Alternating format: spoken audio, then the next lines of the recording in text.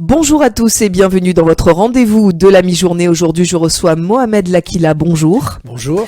Vous êtes député de la 11e circonscription des Bouches-du-Rhône. Bienvenue dans les locaux de Radio JM. Merci à vous. Vous vous êtes réjoui il y a quelques semaines de la décision du Conseil constitutionnel qui censure l'immense majorité de la loi sur l'immigration proposée par Emmanuel Macron. Vous avez affirmé qu'il s'agit d'un retour aux valeurs qui ont fondé la nation France. Qu'est-ce qui vous a heurté dans cette loi immigration, Mohamed Lakila ? Je crois que c'est une loi, d'abord qui a été mal ficelée. Donc, je vais dire, c'est un travail bâclé.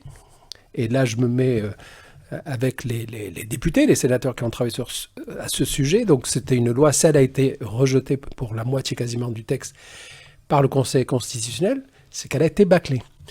Alors, la loi, elle disait quoi ? En fait, c'est ce que j'ai appelé un petit peu la mousse politique. Parce qu'aujourd'hui, on a tout dans la loi. Mais vraiment tout.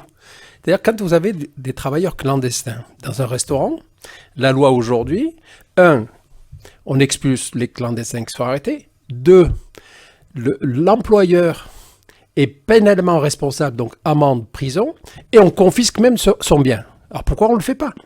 Quand vous allez dans les exploitations agricoles, c'est des centaines, des milliers de personnes qui bossent là-dedans. Interroger tout simplement pourquoi est-ce que la loi telle qu'elle existe aujourd'hui n'est pas appliquée. Avant de travailler sur d'autres textes et donner des signaux, finalement, on va y arriver à l'extrême droite, appliquons déjà ce qui existe dans nos propres textes. Et quand on voit, finalement, les faits m'ont donné raison, Marine Le Pen venir se gargariser le jour du vote en disant « Enfin, vous nous avez rejoints sur nos propres idées », je dis « Heureusement que je n'ai pas voté ce texte et surtout que je n'ai pas voulu participer à cette mascarade. » Vous êtes affilié au mouvement politique du MoDem. Votre président, François Bayrou, a réaffirmé il y a peu que le parti était un membre à part entière de la majorité qui veut reconstruire le pays. Le MoDem a une responsabilité comme la majorité, a-t-il dit. Vous êtes donc en phase, malgré votre opposition à cette loi immigration, vous restez en phase dans les grandes lignes avec ce que propose le gouvernement Macron. Je crois qu'en 2017, sans l'apport et sans l'alliance avec le mouvement démocrate, Macron ne gagnait pas l'élection. Donc il faut le rappeler tout simplement à tous ceux qui nous entendent aujourd'hui. Il faut le rappeler que sans l'alliance avec le mouvement démocrate, Macron n'aurait pas gagné. Donc il y avait un programme, on a bien travaillé en tout cas pour le premier mandat. Sur ce deuxième mandat, on est reparti sur la même alliance. Eh bien, il est vrai que ces derniers temps, quand on voit un gouvernement chamboulé avec, en allant de plus en plus à droite, on s'est interrogé. Il y a même un de nos collègues, le président de la Commission des Affaires étrangères, qui a dit on peut soutenir finalement, puisqu'on a été quand même élu sur un programme avec Macron, on peut soutenir sans participer même au gouvernement. Ça a été évoqué. Bon, aujourd'hui on participe, mais on a toujours été vigilant depuis 2017. Vigilant et exigeant avec notre partenaire. Ça veut dire que quand on n'est pas d'accord, on le dit. Chez nous, en tout cas, au mouvement démocrate, le vote souvent est libre. On soutient un budget, on soutient le gouvernement, mais il arrive que sur des textes qui posent des problèmes de conscience, on laisse la liberté de vote. Et de toute façon, si on ne me la laissait pas, je la prendrais quand même. C'est ce que j'allais vous dire. Là, vous n'avez pas hésité pour la loi immigration. Mais en tout cas, au niveau du mouvement démocrate, on est beaucoup plus libre qu'ailleurs. Et tant mieux. Le parquet de Paris a annoncé vouloir faire appel contre les relax à l'égard de François Bayrou dans l'affaire des assistants parlementaires européens du MoDem. Lors du procès, le parquet avait requis 30 mois de prison avec sursis, 70 000 € d'amende et 3 ans d'inéligibilité contre le leader centriste. Comment prenez-vous cette nouvelle du parquet de Paris qui fait appel de cette décision ? Écoutez, libre au parquet de faire appel. Il n'y a pas à commenter, je dirais, une décision du parquet. Donc, malheureusement, ce procès a coûté très cher. Aussi bien au parti, j'allais dire, qu'à l'État, eh bien, on est reparti sur un nouvel épisode, mais on fait confiance de toute façon à la justice. Il y a eu des dommages collatéraux ? Forcément, des dommages collatéraux. Je crois que ça a beaucoup peiné François Bayrou. Je l'ai vu très peiné dès le premier procès, avant même le procès, quand il a été mis en examen, quand il a démissionné de son poste de ministre, et Marielle de Sarnez. Lui, il est persuadé que c'est ça qui l'a un petit peu achevé avec effectivement la maladie qu'elle avait. On a beaucoup parlé de François Bayrou lors du remaniement récemment par Emmanuel Macron. Est-ce que vous avez des informations à nous donner à ce sujet? Non, je crois qu'il a été transparent dans cette affaire. C'est plutôt les médias qui ont beaucoup parlé de ce poste de ministre de l'Éducation, et je pense que l'éducation l'attendait. J'ai échangé avec des professeurs qui l'attendaient, ils attendaient quelqu'un de responsable, quelqu'un qui avait de l'expérience. Eh bien, on lui a offert autre chose, puisqu'on lui avait offert le poste de la défense, et il a dit pourquoi il est refusé. Donc il garde sa liberté, il a gardé sa liberté, et tant mieux, parce que j'aime beaucoup, moi, les hommes libres. Vous vous êtes également opposé à l'accord de libre-échange entre l'Union européenne et le Mercosur, regroupant le Brésil, l'Argentine, l'Uruguay et le Paraguay. Vous parlez notamment du cas des agriculteurs qui sont en train de manifester aujourd'hui, par exemple à Marseille, devant la préfecture. Des agriculteurs qui doivent respecter énormément de règles, ils doivent travailler sur la décarbonisation, et vous vous opposez à ce qu'ils soient en concurrence avec des agriculteurs, par exemple argentins. Pourquoi, monsieur le député ? Écoutez, il y a des normes aujourd'hui. Alors certains vont trouver qu'il y a trop de normes. C'est les agriculteurs qui manifestent aujourd'hui. Et d'autres que j'ai rencontrés, des agriculteurs qui produisent par exemple le bio, qui disent exactement le contraire, en disant ne le lâchez pas parce qu'on a investi dans tout ce qui est agriculture saine, on a mis notre force et nos investissements là-dessus, et là vous êtes en train de lâcher. Donc vous voyez un petit peu la contradiction entre par exemple les céréaliers et puis ceux qui font sur ma circonscription du vin bio. Voilà. Donc on a une contradiction, c'est un petit peu le propre du politique, il doit trancher face à deux oppositions qui viennent quand même du monde agricole, qui veut tout et son contraire. Je pense que là, il faut privilégier plutôt le consommateur, c'est-à-dire qu'il ait une nourriture saine, qu'on pense effectivement à sa santé, sans oublier les agriculteurs, mais qui doivent vivre de leur travail et pas de subventions. Aujourd'hui, malheureusement, ce qu'on voit, c'est les millions qu'on lâche qu'on n'a pas. Là, dans l'urgence, on sort le chéquier et je ne supporte pas la politique du chéquier, d'autant plus que Bruno Le Maire est venu hier. On a eu une petite réunion, j'allais dire en visio juste avant, nous annoncer ce qu'il a annoncé, et moi j'attends ça depuis très longtemps. On a une croissance qui ne va pas atteindre les 1,40 qu'on a prévu, mais autour de 1. Donc ça veut dire quoi? Ça veut dire beaucoup moins de recettes. Et on a toujours les mêmes dépenses. Donc hier, il a annoncé 10 milliards d'économies à l'échelle nationale au niveau de l'État. Donc une réduction quasiment sur tous les ministères. Et je pense qu'on va rentrer dans une période un peu plus difficile, où il faut expliquer la vérité aux Français, avant tout. C'est plus de 3 000 milliards de dettes. Ça veut dire que quand on explique ça à nos enfants, on leur dit « Écoutez, nous on dépense et vous remboursez ». C'est inacceptable. Il n'y a personne qui peut l'accepter. Moi, ça fait longtemps que je le dis. Il faut arrêter la politique du chéquier.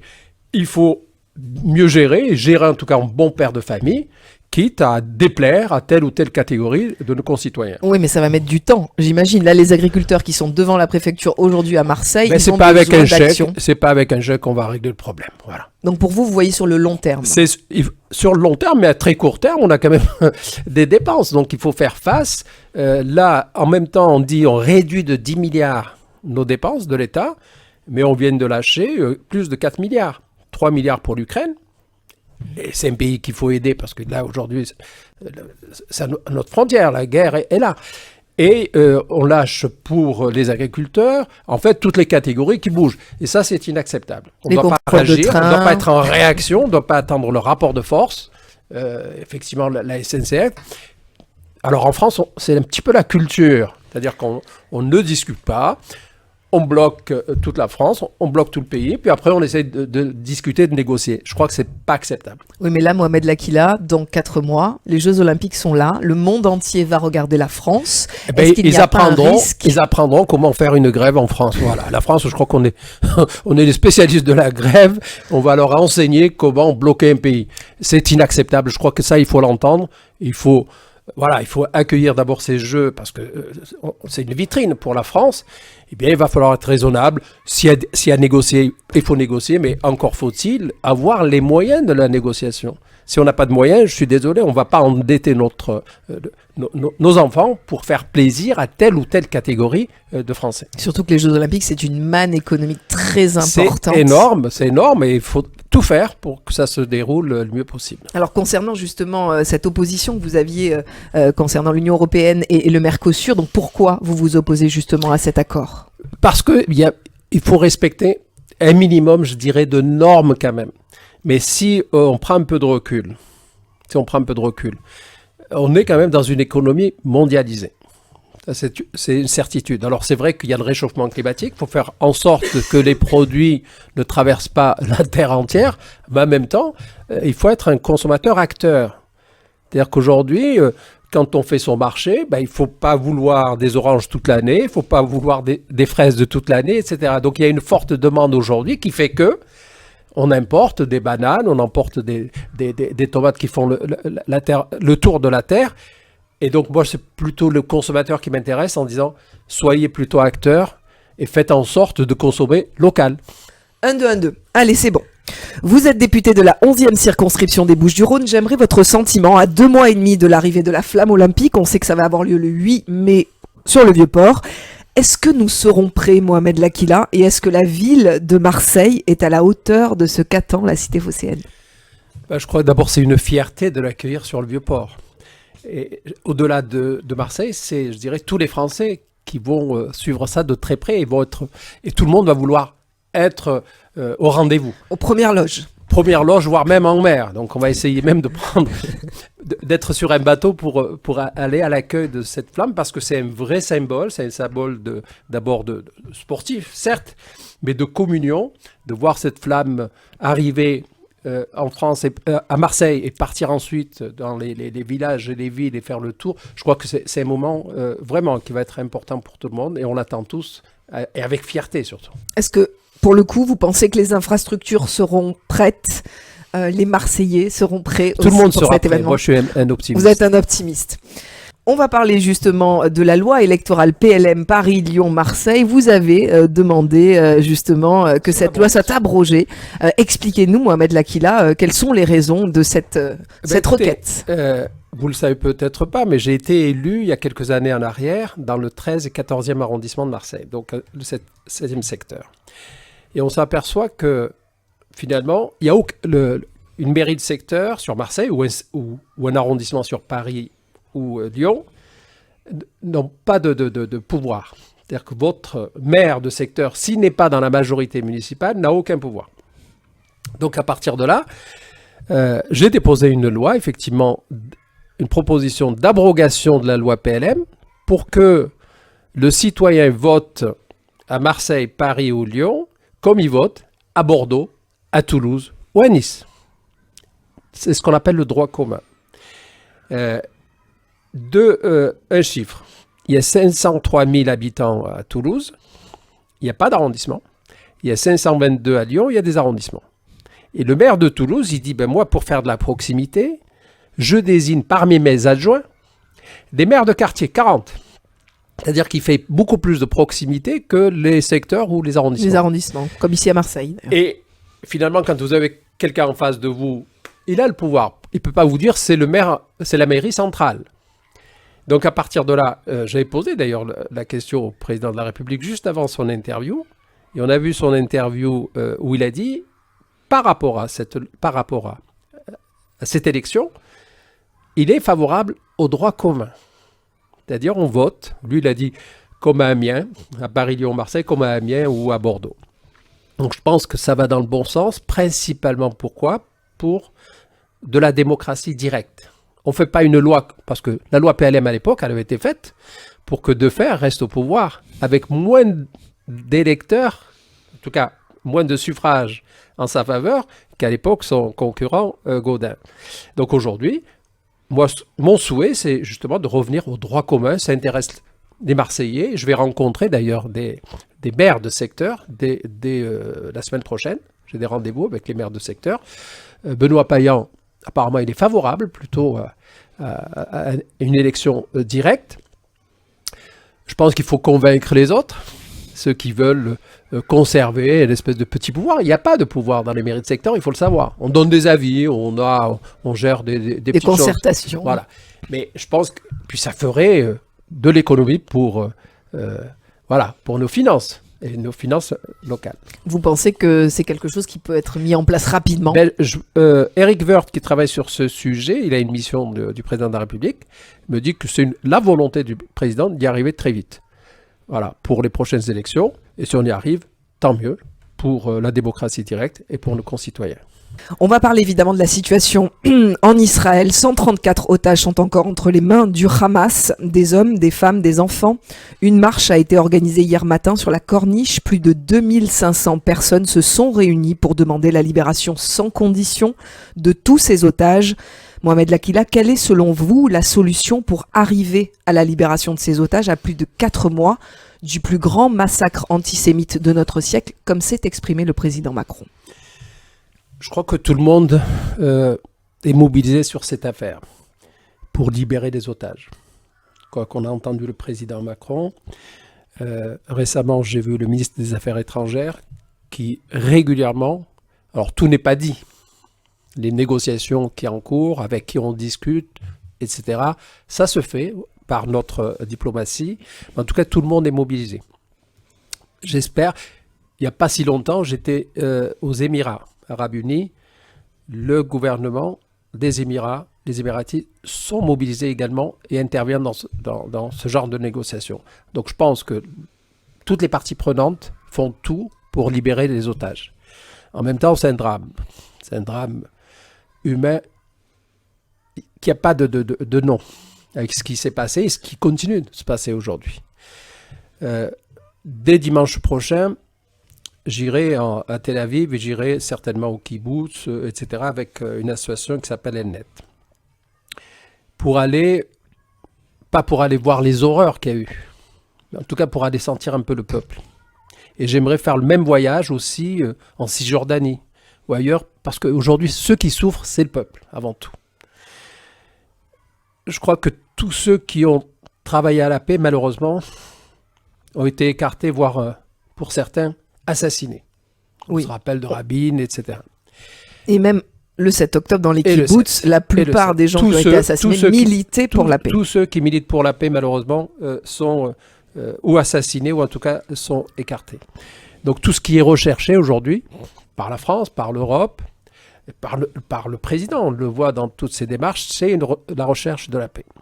Et pour avoir échangé avec une ancienne collègue, qui est née en Palestine, qui est palestinienne, d'origine palestinienne, et qui était députée sur le précédent mandat. Elle me dit, arrêtez de parler de 2 États. Arrêtez de parler de 2 États. Et j'ai mis ça sur la table dernièrement, y compris haute autorité, et on me dit, alors si on arrête de parler de 2 États, ça veut dire quoi? Ça veut dire un seul État. Alors, tout le monde réfléchit à ça. Et j'ai appris que ça avait été proposé à un moment donné. Elle me dit, mais c'est pas possible. Si, je crois que c'est possible parce qu'aujourd'hui, parler de 2 États avec des territoires qui sont un peu éparpillés, ça paraît compliqué pour tout le monde. Alors, quelle est la solution? Je vais peut-être certainement, heurter quelques-uns. Mais un seul État qui serait laïque. Qui serait laïque. Parce que sur ce territoire que j'ai visité, j'étais à Jérusalem. Donc je vois des musulmans, je vois des chrétiens, et plusieurs catégories, j'allais dire, entre les catholiques, les orthodoxes, etc., et des musulmans. Et pas oublier des juifs, et pas oublier les autres quand même. Hein. Oui, il y en a beaucoup. Il y en a beaucoup, voilà. Donc je pense que le modèle, peut-être pas le modèle français, mais en tout cas un modèle qui respecte les croyants, quelle que soit la croyance. Il n'y a pas que les monothéistes. On oublie les milliards qui croient à autre chose, les bouddhistes, les hindouistes, etc. Les non-croyants, qui sont peut-être encore plus nombreux. Je crois que si on arrive à respecter cela, on pourrait repartir sur une autre feuille, plutôt que celle qui consiste à opposer les uns aux autres, et surtout essayer d'en faire une guerre de religion, pour moi, c'est pas une guerre de religion. Mais est-ce que vous y croyez vraiment, Mohamed Lakila? Je suis allé, moi, dans le nord d'Israël. La menace du Hezbollah est également là. Israël, d'ailleurs, a plus peur du Hezbollah que du Hamas.